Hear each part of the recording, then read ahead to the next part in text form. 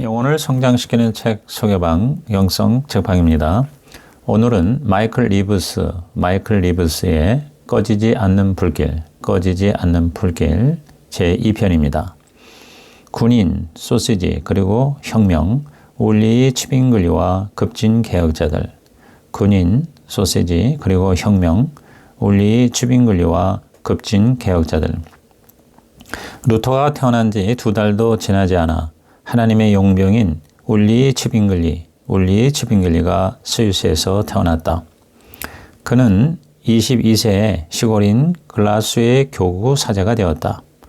그는 군목이 되어 전쟁터에 나가는데 1515년 밀라노 마리나뉴에서 프랑스 왕 프랑스와 1세의 대군과의 전투에서 1만 명이 넘는 스위스 용병이 죽는 것을 목격하면서 전쟁과 교황에 대해 다시 생각하게 되었다. 돌아온 후 에라스무스의 신약 성경을 읽으면서 진짜 하나님의 말씀을 읽는 즐거움에 빠졌고 그리스어 신약 성경을 거의 전부 암송했다. 그는 성경을 통해 신세계를 발견한 것이다. 치빙글리는 설교 솜씨가 소문나는 가운데 1518년 취리 대성당 설교자로 임명받았다. 그는 마태복음부터 한 구절씩 강해 설교해 나가면서 순수한 하나님 말씀이 모든 사람에게 뻗어나가게 했다. 1519년 역병에서 간신히 살아난 경험 후에 이전과 전혀 다른 사람이 되었다. 그는 성인이든 성내든 피조물을 섬기는 것은 모두 우상 숭배임을 분명하게 깨달았다.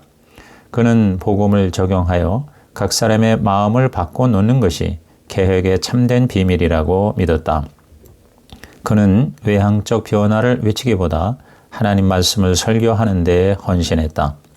치빙글리는 루터의 95개조 태제가 발표된 지 5년 후 67개조의 논제를 내놓으면서 광범위한 종교개혁 사상의 윤곽을 제시했다.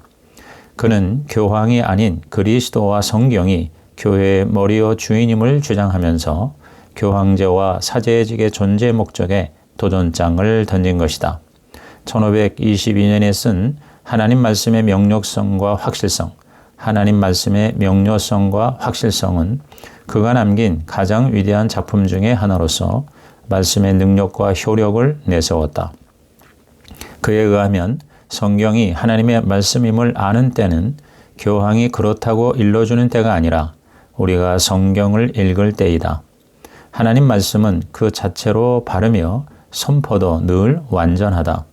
말씀을 견디지 못하거나 이해하지 못하거나 받아들이지 못하는 자가 있다면 이는 그 사람이 아프기 때문이다. 1523년 공개 토론에서 승리한 치빙글리는 설교자를 기르는 학교를 세우고 1531년 취리 성경 완역본을 출간했다. 수도원은 문을 닫았고 유물과 형상과 제단은 사라졌다. 1525년 미사는 사라지고 소박한 강단에서 스위스 독일어로 설교하고 소박한 형태의 성찬을 집례했다. 로마와 완전히 단절한 것이다. 1522년에 독신을 포기하고 결혼해서 2 자녀를 낳았고 하인리 볼링거를 사위로 삼았다. 1531년 스위스 가톨릭군이 쥐리히를 침공했다.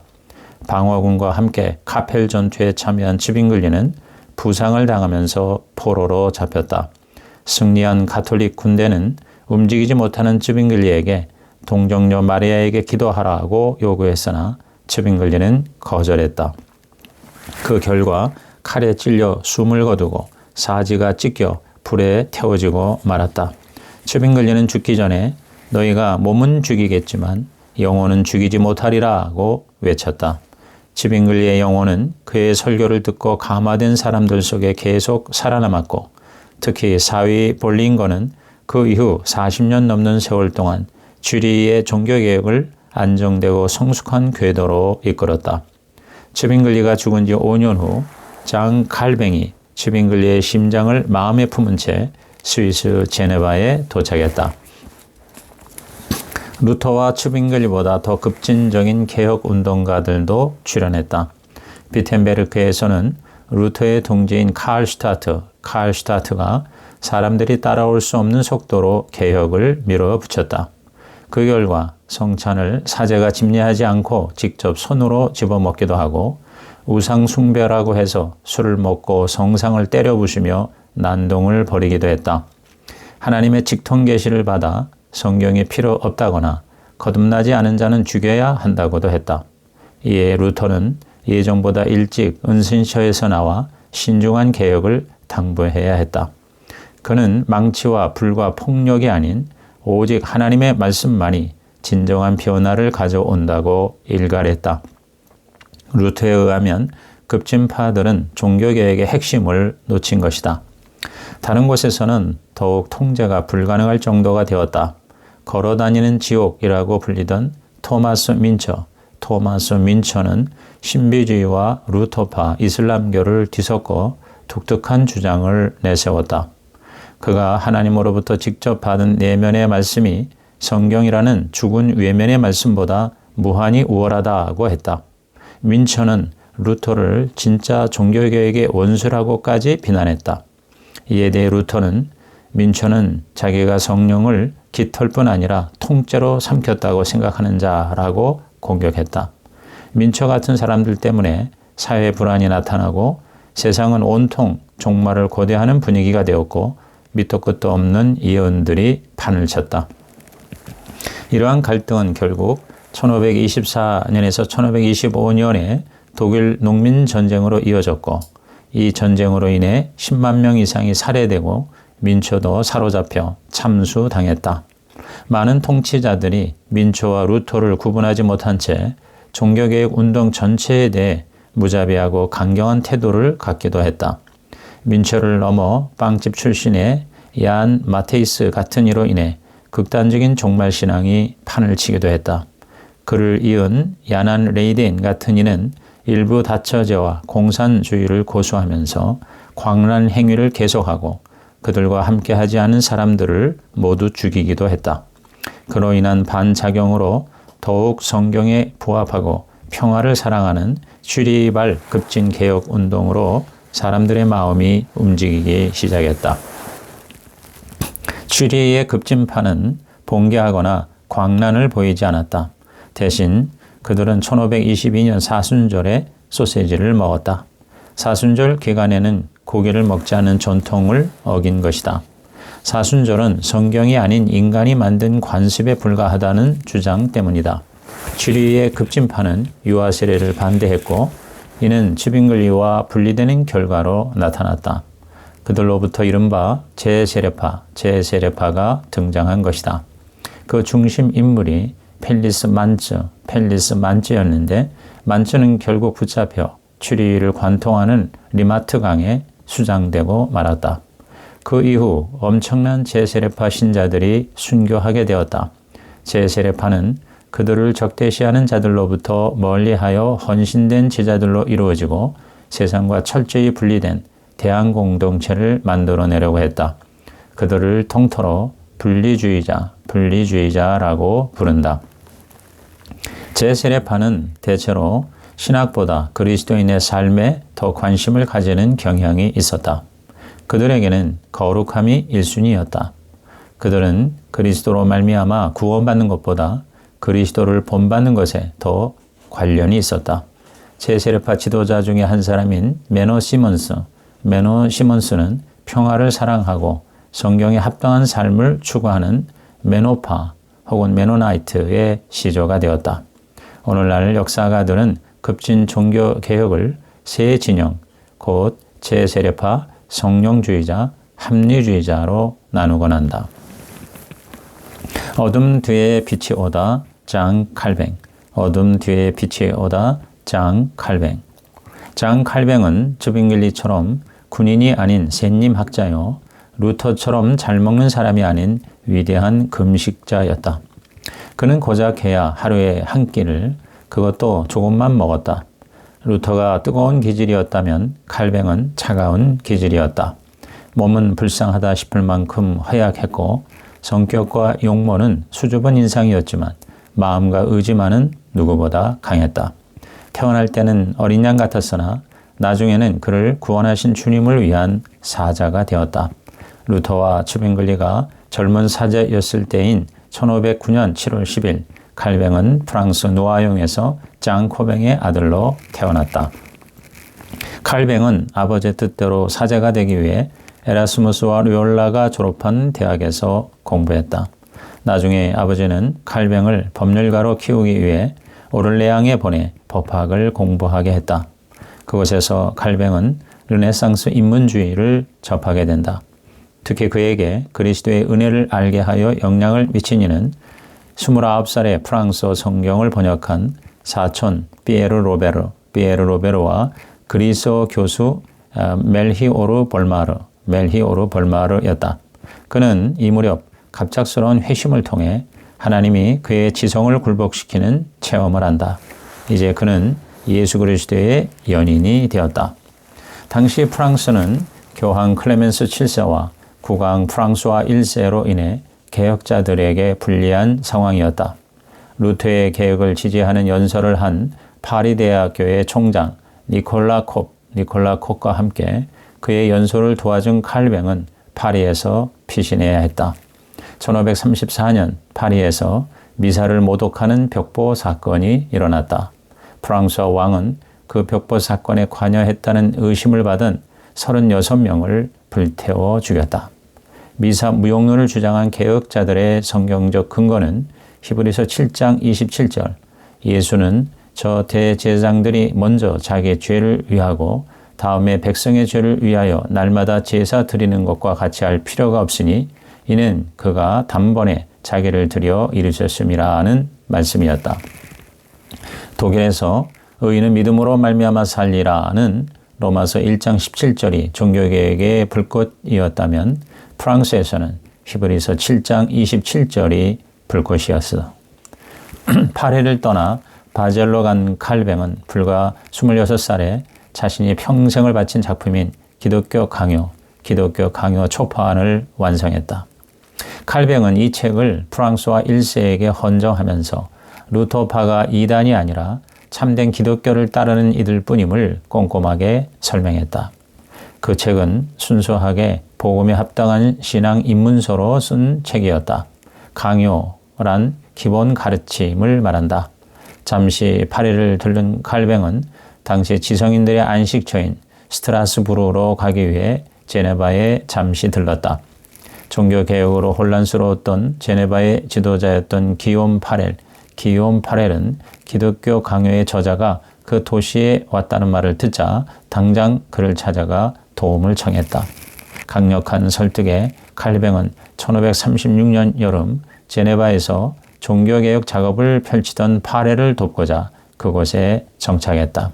강력한 개혁을 실행하던 칼뱅은 성찬과 설교 금지 문제로 인해 시의회와 갈등을 겪다가 2년 만에 파렐과 함께 제네바를 떠나야 했다. 그는 스트라스부르의 종교개혁을 이끌던 마르틴 부처의 품으로 직행했다. 칼뱅은 스트라스부르에서 프랑스 난민을 위한 목회를 하면서 그의 인생에서 가장 행복한 시간을 보냈다. 그곳에서 목회와 대학 강의를 감당하면서 로마서 주석을 썼다. 아울러 과부 출신의 이들레트 드 부르와 결혼까지 했다. 그러나 결혼한 지 9년 만에 병약했던 아내는 그보다 일찍 죽고 말았다. 반면 제네바의 정치 상황은 칼뱅이 돌아오길 원할 만큼 엉망이 되었고 3년 만에 칼뱅은 마지못해 1541년 다시 제네바로 들어왔다. 그는 3년 전에 마쳤던 성경 본문부터 다시 설교하면서 시의회에 제네바 교회를 폭넓게 개혁하기 위한 제안들을 제출했다. 시의회는 이 제안들을 대부분 받아들였다. 이 제안들은 종교개혁이 단지 로마와 단절하는 데 그치는 것이 아니라 전심전력을 다해 말씀으로 끊임없이 개혁하는 일임을 분명히 밝혔다. 칼뱅은 모든 집이 신방을 받아야 하고 요리문답을 배워야 하고 그런 자들만 성찬에 참여할 수 있게 했다. 그리고 공동체를 위해 치리위원회를 설치하도록 했다. 당시 제네바는 10,000명이 넘게 살았고 신앙과 자유를 찾아온 이민자들이 많았다. 모든 생업을 뒤로 하고 떠나온 이들은 개신교 신자로서 떳떳이 살게 되었고 성경을 제대로 가르치는 말을 듣게 되었다. 초기에는 반칼뱅파로 인해 어려움이 많았다. 그러나 칼뱅을 좋아하는 시의회 의원들이 많아지면서 폭동을 일으킨 반대파 주동자들은 참수를 당하고 반대파의 뿌리가 뽑히게 되었고 그 결과 칼뱅은 이전에 감히 시도하지 못했던 개혁에 착수하는 새 시대가 열리게 되었다. 아울러 칼뱅은 자기의 모국 프랑스를 개신교 국가로 만들려는 비밀 프로그램을 세웠다. 그는 프랑스의 많은 지하 교회들과 접촉하면서 제네바에서 훈련받은 전도자들을 보내는 등 지원을 아끼지 않았다. 그런 노력의 결과 프랑스 전체 인구 중 10% 넘는 자들이 개혁파 신자가 되었고 약 200만 명 이상이 그렇게 세워진 수백 개 지하 교회에 몰려들었다. 칼뱅은 프랑스 개신교회를 위한 신앙 고백을 썼고 그가 할 수 있는 모든 방법을 동원하여 프랑스 개신교회를 도왔다. 프랑스뿐 아니라 스코틀랜드에서 이탈리아에 이르기까지 프로테스탄트를 따르는 통치자들에게 좋은 자가 되어 주었다. 제네바에 왔다가 모국을 돌아가는 난민들을 훈련했고 폴란드, 헝가리, 네덜란드, 이탈리아, 심지어 남아메리카까지 선교사들을 보냈다. 이 중심이 바로 1559년에 문을 연 제네바 아카데미였다. 여기서 훈련받고 무장된 목사들이 파송을 받은 것이다. 칼뱅은 매주 3번 강의하고 주일에 2번 설교하고 평일에도 설교했는데 그는 이를 종교개혁의 핵심으로 여겼다. 그리고 다른 설교자들을 위해서 성경의 거의 모든 책들을 다룬 주석을 썼다. 그의 주석은 쉽고 간결하고 모함이 없는 주석이었다. 그의 말씀 중심은 개혁의 본질이 되었다. 반면 지독하게 에너지를 쏟았던 칼뱅의 건강은 악화일로가 되었다. 그의 몸의 고통이 정신을 거의 마비시킬 정도였다. 그는 관절염, 담석증, 치질, 각혈, 몸살, 감기, 종아리 통증, 회충으로 인한 배앓이, 신장염, 결석증, 통풍, 소화불량 등 말 그대로 몸이 종합병원이었다. 10년 넘게 걸친 그의 병고는 1564년에 막을 내렸다. 누워만 있어야 하는 날이 많아지자 칼뱅은 제네바의 모든 목사들을 모아 마지막 간청을 했다. 형제들이여, 내가 죽은 뒤에도 이 일을 계속 이어가고 낙심하지 마시오. 마침내 그의 몸이 말 그대로 피골이 상접하여 아무것도 남지 않고 오로지 영혼만 남은 것처럼 보일 때 그는 침상에서 숨을 거두었다. 1564년 5월 27일이었다. 그의 나이 55세였다. 그의 제자 테오도르 드 베즈는 그 순간을 해가 짐과 동시에 이 찬란한 빛이 우리에게서 사라졌다라고 기록했다. 칼뱅은 자기 무덤이 성물이나 우상이 되지 않도록 무덤에 아무런 표지를 남기지 말라고 유언했다. 그것이 바로 칼뱅다운 무덤이었다. 타오르는 열정, 브리튼 섬의 종교개혁. 타오르는 열정, 브리튼 섬의 종교개혁. 루터와 쯔빙글리가 그러했듯이 브리튼, 즉 영국에서도 모든 개혁의 시작은 에라스무스가 편찬한 그리스어 신약 성경이었다. 이 성경을 읽은 젊은 사제 토마스 빌리는 그리스도 예수가 죄인을 구하러 세상에 오셨다는 말씀에 온전한 회심을 했다. 빌리는 루터파가 아니었다. 순전히 스스로 깨달은 것이다. 그는 그가 한 설교로 말미암아 1531년 36살에 화형당할 때까지 수많은 자들을 종교개혁 진영으로 이끄는 도구가 되었다. 그 무렵 루터의 책들이 영국에 쏟아져 들어왔다. 그 중에 존 위클리프의 추종자인 롤러드파가 가장 환영했다. 그러나 교황이 루터를 정죄하자 영국에서도 루터의 책은 금서가 되었다. 그럼에도 루터의 책은 지하 조직에서 인기가 계속 올라갔다. 한 시골에서 윌리엄 틴들이라는 젊은 학자가 귀족의 가정교사로 들어왔는데 그는 그리스어 신약 성경을 읽으면서 식사 시간에 열정적으로 나눔을 가졌다. 그는 평생 그리스어와 히브리어 원문 성경을 영어로 번역하는 일에 목숨을 걸었다. 그가 번역한 영어 성경은 수천 부씩 인쇄되어 보따리 장사에 의해 몰래 잉글랜드로 들어왔다. 틴데일의 성경은 번역의 진수였다. 정확하고 아름다운 글로 옮긴 번역 성경은 페이지가 술술 넘어가는 기막히게 재미난 책이었다. 틴들은 구원을 어떻게 받으며 그리스도인이 되는 것이 무엇인지 성경을 통해 확실하게 가르쳤는데 특히 모든 형식적 성례 대신 마음의 변화를 중시했다. 그의 성경은 11,000부나 몰래 들어왔고 최대 250만 명이 읽게 되었다. 대다수가 문맹이었던 당시로서는 엄청난 일이었다. 결국 1535년 틴들은 붙잡혔고 42살 나이에 목이 졸린 뒤 화형당했다. 그는 죽어가며 외쳤다. 주님, 잉글랜드 왕의 눈을 열어주소서. 틴들이 말한 그 잉글랜드의 왕은 바로 헨리 8세였다.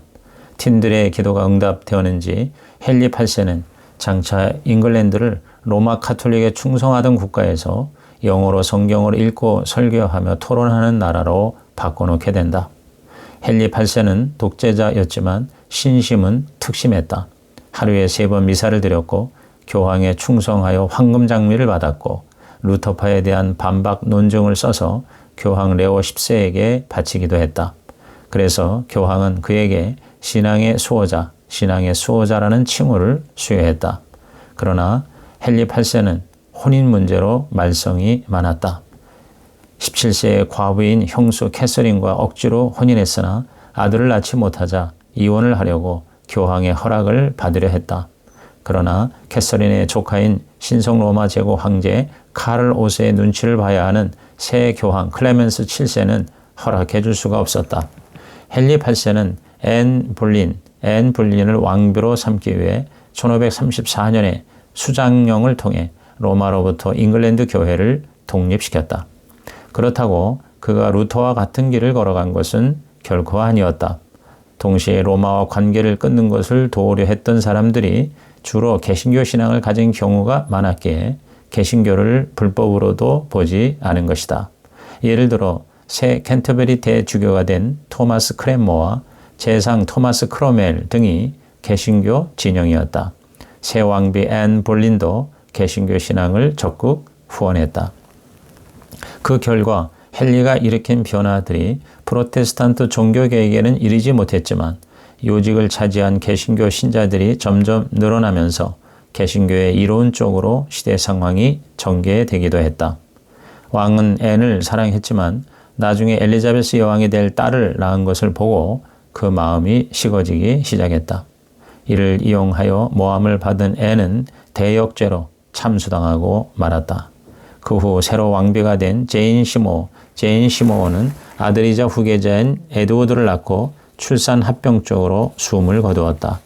돈을 낭비한 헨리 8세는 재상의 부추김을 받아 수도원을 해체하여 돈을 모았다. 헨리는 1538년에 일반인들이 성경을 읽는 것을 방해하지 말라고 하면서 모든 교회에 영어 성경을 비치하도록 했다. 틴들이 주여 잉글랜드 왕의 눈을 열어주소서 라고 외치며 순교한 지 2년 만의 일이다. 전통주의자인 가톨릭 신자들은 충격을 받았다. 한때는 불태워 죽여야 했던 일이 벼랑간 장려하는 행위가 되어버렸기 때문이다.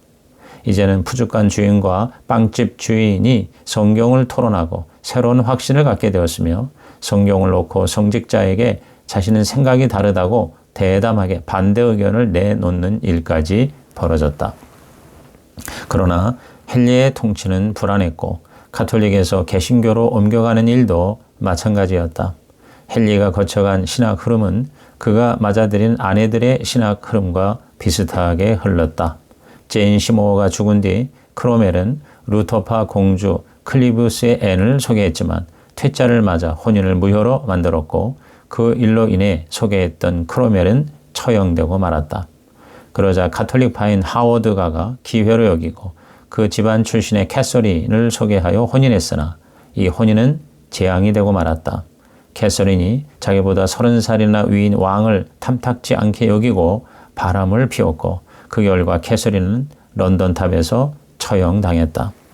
헨리는 루터파인 앤 볼린에서 시작하여 카톨릭인 캐서린을 거쳐 결국 개혁파의 캐서린 파를 마지막 왕비로 삼았다. 헨리의 부인은 모두 합해 자그마치 38년 동안 6명이나 되었다. 이 중에 2명이 혼인 무효, 2명은 처형, 1명은 사망, 마지막 캐서린 파가 유일하게 헨리보다 오래 살았다. 헨리는 종교적 편향은 물론 가정사도 정치 활동도 갈팡질팡 불안했다. 1540년 7월 30일에 일어난 사건은 엽기적이까지 했다. 그날 6명이 처형되었는데 카톨릭 신자 3명은 헨리가 교회 수장임을 부인했다는 이유로 교수형을, 개신교 3명은 이단으로 몰려 화형을 당했다. 헨리는 잉글랜드가 개신교가 되는 것도 카톨릭으로 남는 것도 모두 원하지 않았다. 그는 회오리 바람 그 자체였다. 헨리가 죽자 개신교 교육을 받은 에드워드 6세가 9살에 왕이 되었다. 왕의 대리자였던 외숙 에드워드 15와 크레머는 함께 개신교로의 개혁 작업을 시작했다. 카톨릭의 잔재를 없애면서 개신교 기도소인 성공의 기도서가 만들어지고 모든 설교도 영어로 하게 되었다.